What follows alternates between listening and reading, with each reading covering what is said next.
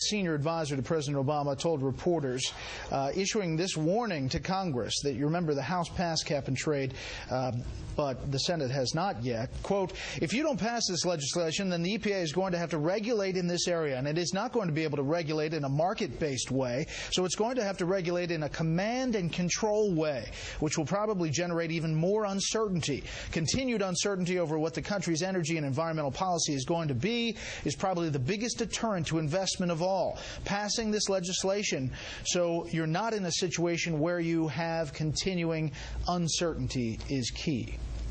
Sounded like the threat to us. We're back with the panel. Charles? A threat and an amazing admission. It admits, A, how bad the law in the Senate today that's being held up, cap and trade, is. In and of itself, it's going to kill jobs. But secondly, if you don't do that, we're going to do something worse, impose the EPA regulations, which is cap without trade. There isn't a market mechanism. You can't sell or purchase a permit to emit CO2.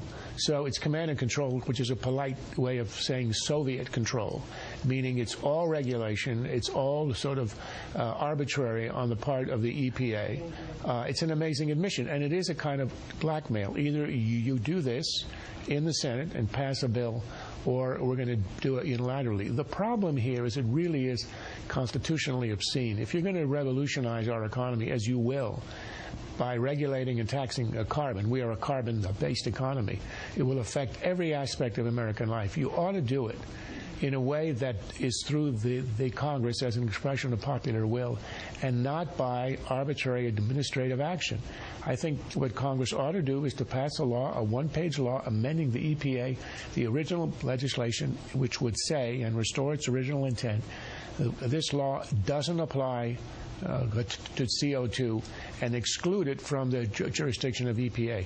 And then the blackmail ends. Mort, I mean, we assume that these comments, these discussions happen behind closed doors, but to hear it being told to reporters was pretty stark. No, it was an ultimatum to Congress that either you do what we want you to do, or we're going to blow up the whole country. I mean, or the economy fails. Exactly. I mean, here we are in the midst of a recession, and you're going to have the EPA now. What exactly the regulations are going to be like, we don't know. And Lisa Jackson, the head of the EPA, said that she was going to be, quote unquote, sensible about all this, and it was not going to apply to small businesses and medium-sized businesses. So we don't know exactly how draconian she's going to be. But this threat from the administration sounds very draconian, that they want the EPA to go full force, command and control, that kind of word.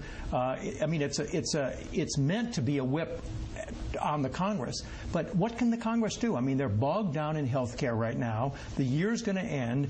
They won't be back until January. It's going to take forever for the Senate to pass a cap and trade. So I don't know why they made this threat. Yeah, exactly. What's behind this, Steve? I mean, listen, the prospects politically on Capitol Hill for cap and trade legislation, climate change legislation right now are dim at best. Sure. I think there was a domestic audience and an international audience.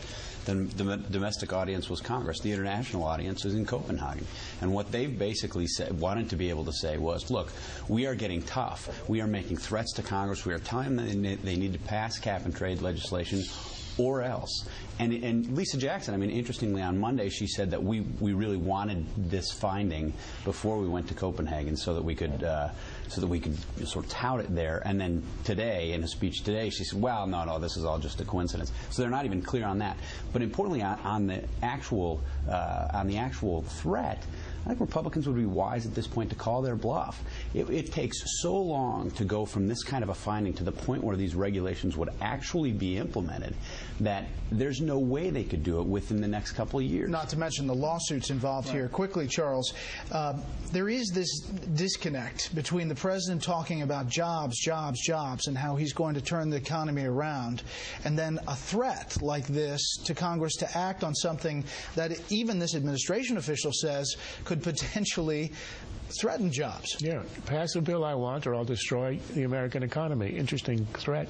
But look, all of these contradictions are happening in other areas as well. In the health care reform, In the Reid bill, you've got an increase in the payroll tax in the middle of a recession. While the administration is talking about on the jobs issue of giving a tax holiday on payroll tax. So it's utterly contradictory. It's that the administration has an agenda. It's health, education, and energy. It knows the window is closing. It's got a whip hand today, and it wants action, regardless of its effect on the economy.